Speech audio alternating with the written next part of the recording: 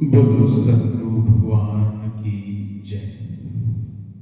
कहते हैं कि मानव जीवन बड़ा ही दुर्लभ है। बड़े भाग्य से मानव जीवन मिलता है, अनेक शुभ कर्मों के बाद मिलता है। बड़े भाग मानुष तन पावा, सुर दुर्लभ सब ग्रंथि गावा। साधन धाम मोक्ष कर द्वारा, पाई न जेई परलोक सवार। यह मानव शरीर साधन धाम के लिए मिला हुआ है।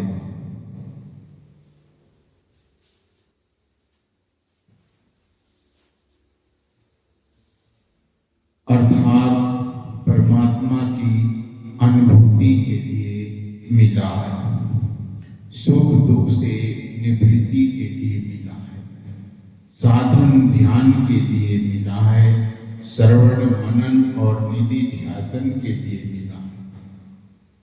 तो आए देखते हैं कि यह आध्यात्मिक साधना क्या है और क्यों करनी चाहिए।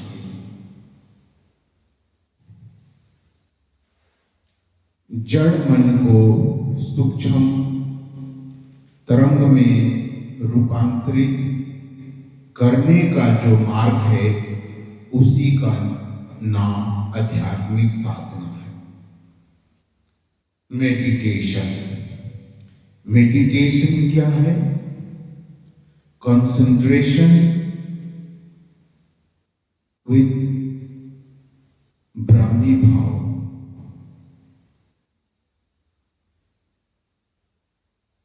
कंसंट्रेशन ब्रह्मी भाव के साथ, अर्थात साधना में एकाग्रता बहुत जरूरी है।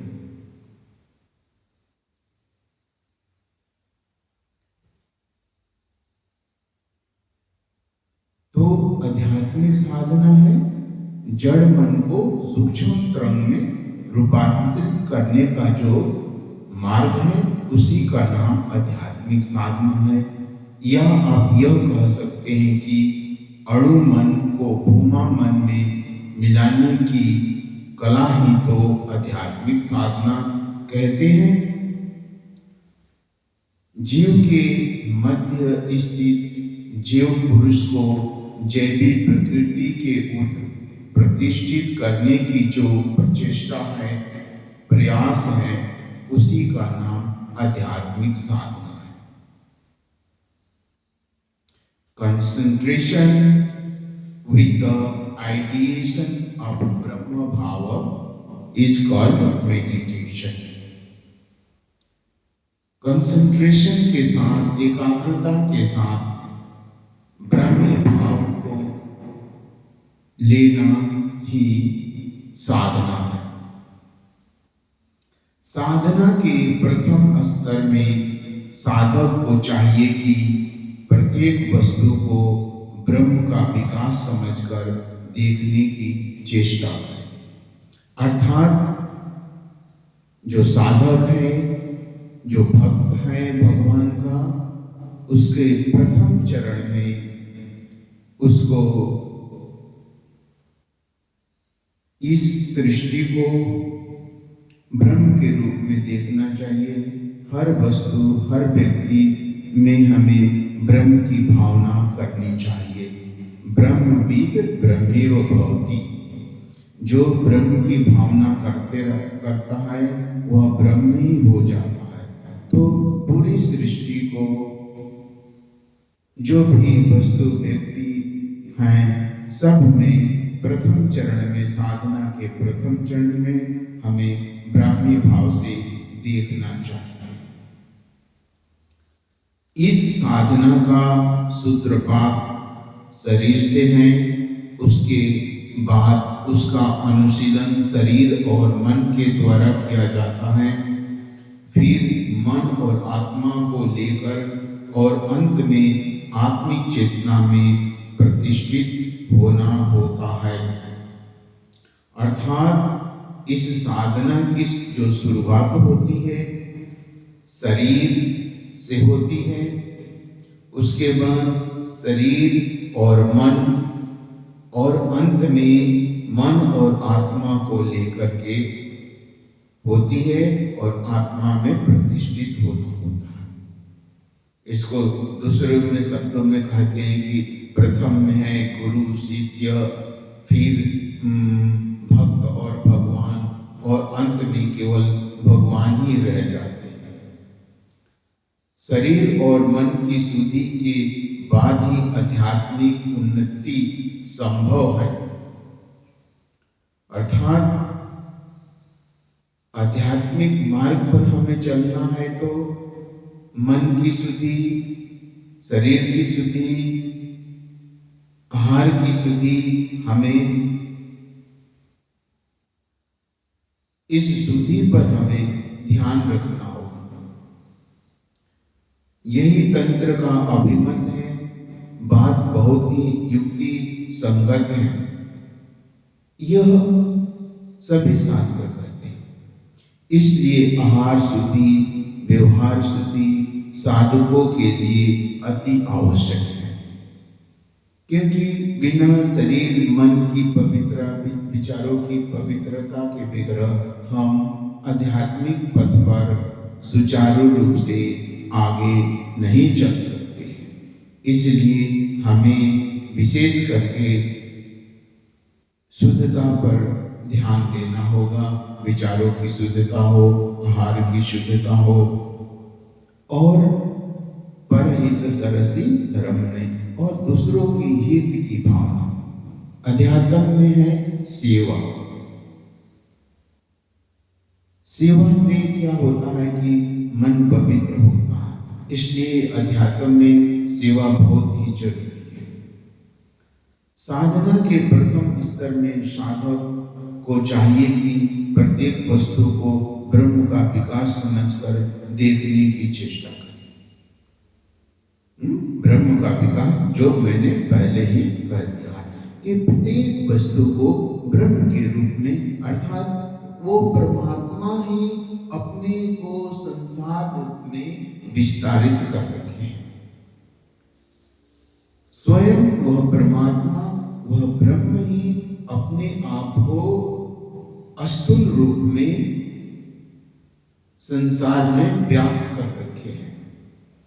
उनको छोड़ करके कुछ नहीं है। इसलिए हर वस्तु, हर व्यक्ति में हमें ब्रह्म की भावना करनी पड़ेगी, भगवान की भावना करनी पड़ेगी।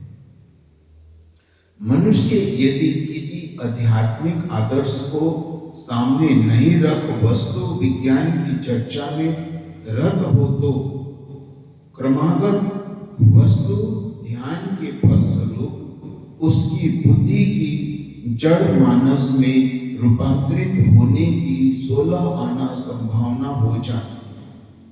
अगर कोई व्यक्ति निरंतर संसार का चिंतन करता है, जड़ अर्थात संसार का चिंतन करता है, विषयों का चिंतन करता है, भोग विषयों का चिंतन करता है, तो अंत में देखेंगे कि उसकी मन, बुद्धि, सारा कुछ जड़ में रूपांतरित हो जाएगा।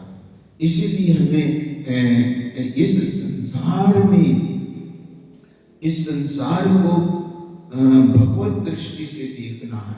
जैसी दृष्टि वैसी सृष्टि, कहते हैं ना, जैसी दृष्टि वैसी सृष्टि। तो हमारी दृष्टि भगवत भावना वाली होनी चाहिए। जिस बिंदु पर जड़ मानस की परिसमाप्ति और बुद्धि का सूत्रपात है, दर्शन का उद्भव ठीक उसी बिंदु से है। अर्थात दर्शन का जो कुछ है वह इसी बुद्धि के क्षेत्र में है। दर्शन बुद्धि की दृष्टि है, इसलिए दर्शन के द्वारा परमात्मा लभ्य नहीं है। अर्थात जहां पर जड़ जगत की चर्चा खत्म होती है, उसके बाद ही अध्यात्म जगत आता है, और वहीं से दर्शन आते हैं। दर्शन मतलब देखना, जानना,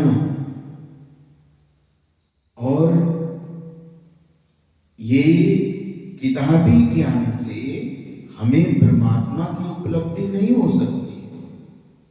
दर्शन के ज्ञान से हमें परमात्मा की उपलब्धि नहीं हो सकती है, लेकिन दर्शन का ज्ञान, हमें शास्त्रों का ज्ञान परमात्मा की उपलब्धि में, भगवत मार्ग में सुचारू रूप से आगे बढ़ने के लिए सहायक हो सकता है। लेकिन शास्त्र को रटने से शास्त्र को परमात्मा की उपलब्धि नहीं होती है। पोटी पटी पटे जगमुआ पंडित भया न कोई, ढाई अक्षर प्रेम का पढ़े सो पंडित हो। तो यहाँ पर विश्वास, श्रद्धा और प्रेम ये काम करता है। श्रवण, मनन और निधिध्यासन, समर्पण, क्योंकि इसको प्रेम मार्ग भी हम बोलते हैं।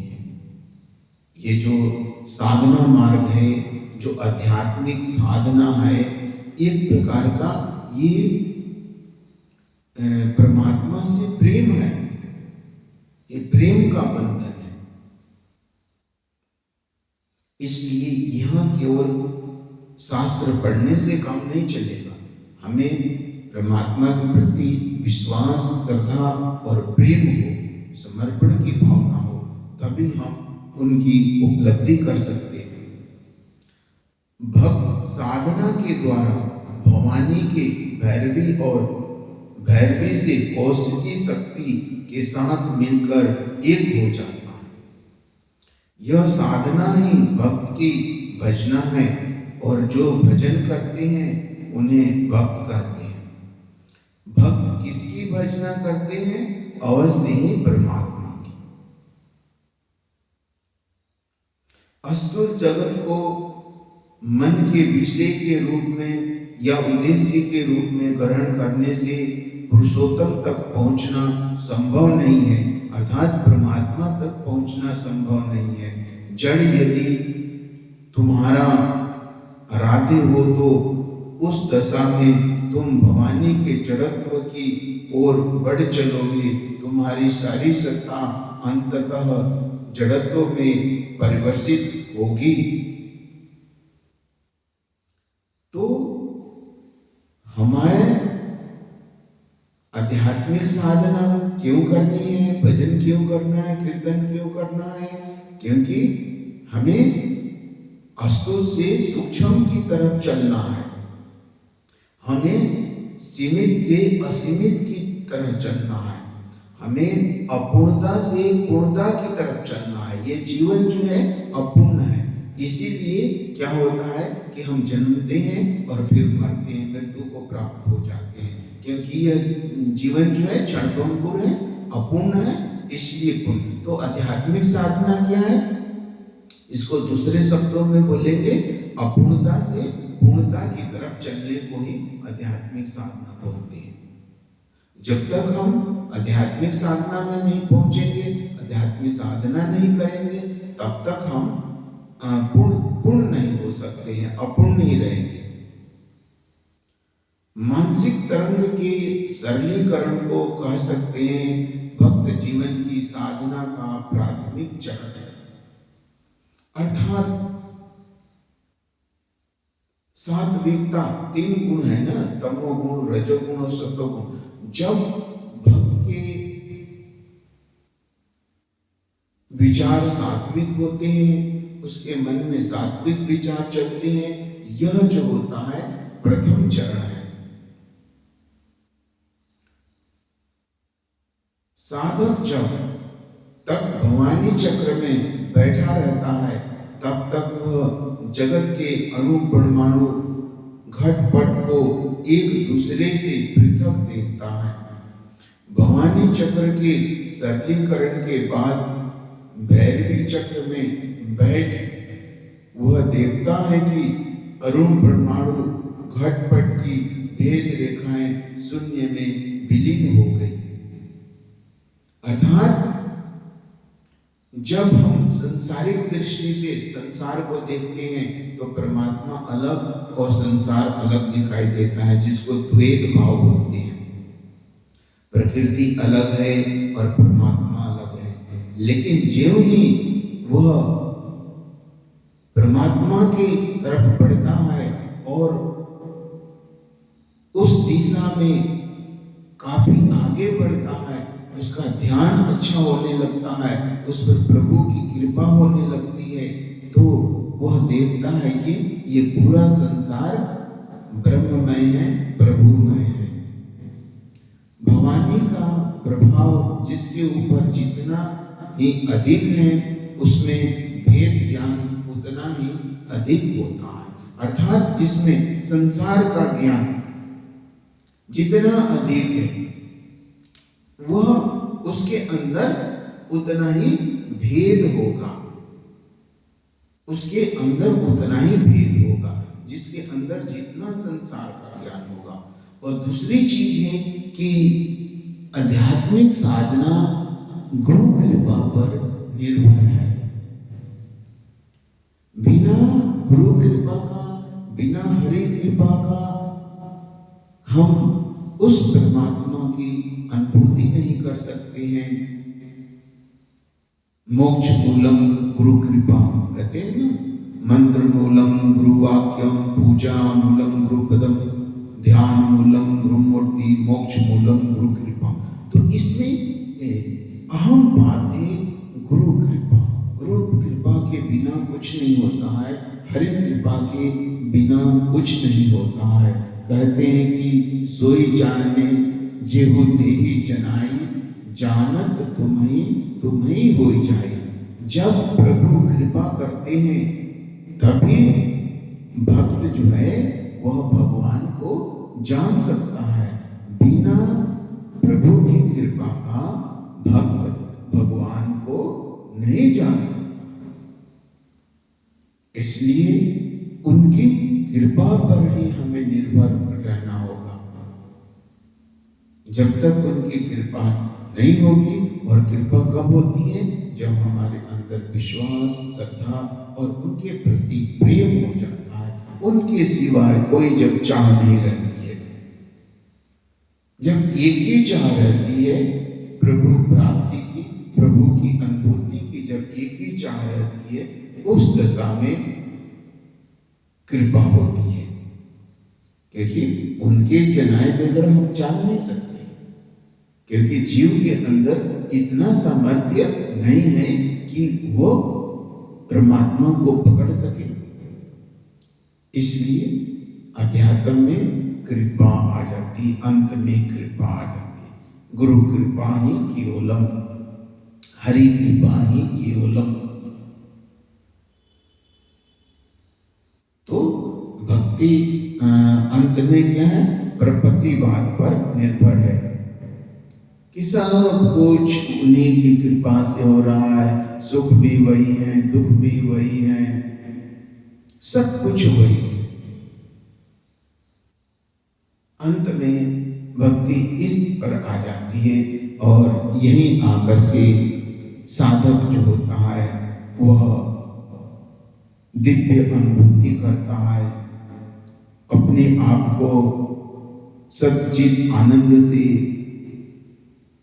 अलग नहीं मानता है, बल्कि सच्चित आनंद के साथ एक ही बोध होने की अनुभव करता है कि परमात्मा और जीव एक नहीं रह जाते हैं, वो दोनों एक ही हो जाते हैं, अलग नहीं रहते हैं, एक हो जाते हैं।